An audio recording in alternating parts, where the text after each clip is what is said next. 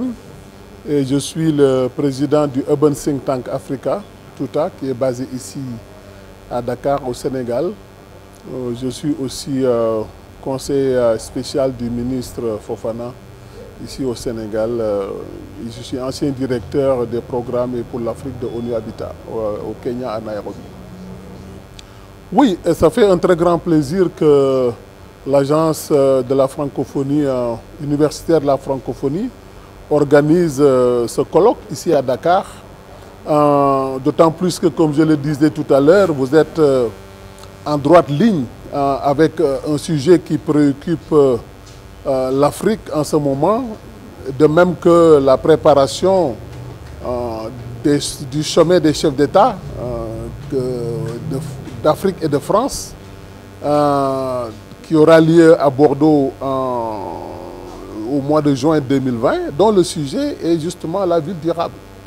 Et donc, organiser ce colloque ici à Dakar en ce moment et surtout d'adresser une question fondamentale qui est la relation entre les universités et centres de recherche et d'innovation sur la question du développement urbain est une question absolument pertinente et fondamentale dont nous aimerions que les résultats de ce colloque soient largement diffusés et qu'il y ait en fait des interactions beaucoup plus fortes entre les unités, les institutions d'enseignement supérieur et de recherche et les villes et les États. Comme je le disais tout à l'heure dans mon introduction, au contraire des milieux anglo-saxons, les universités dans les milieux francophones et latins, en général, ne sont pas intégrées aux villes dans lesquelles elles se situent ou même ne travaillent avec des États sur les questions stratégiques.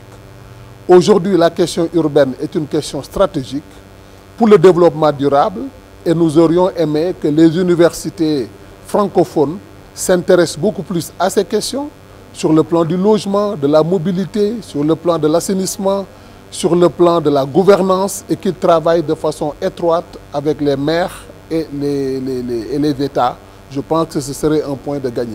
En fait, c'est une question très importante que nous avons aussi observée durant le temps que j'étais directeur pour l'Afrique et les pays arabes au sein des Nations Unies Habitat.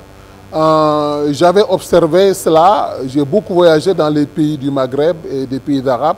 Et effectivement, compte tenu de l'ancienneté de leur tissu d'urbanisation, ils ont quand même une avance, il faut le dire, par rapport à l'Afrique subsaharienne. Si vous allez au Maroc, vous allez en Algérie, vous allez en Tunisie, vous vous rendez compte qu'il y a un processus d'urbanisation qui est plus ancien, mais il y a aussi une gouvernance des villes plus forte et mieux articulée.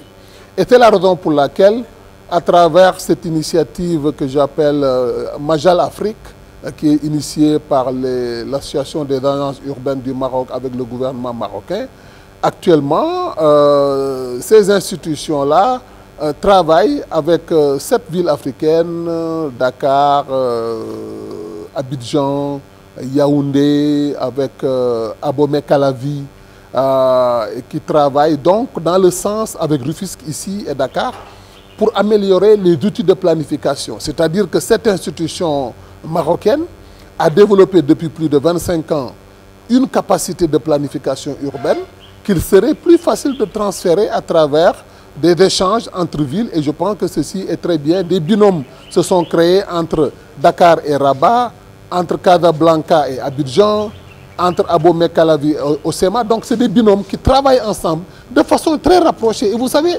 c'est ce qu'on appelle l'apprentissage par les pairs. Ça permet de façon très didactique et de façon très simple de passer l'information et de faire passer les connaissances. Je pense qu'à travers la francophonie aussi, on pourrait établir ces liaisons ou ces relations de ville à ville sur des thématiques précises pour lesquelles l'apprentissage par les pairs peut être un élément extrêmement intéressant.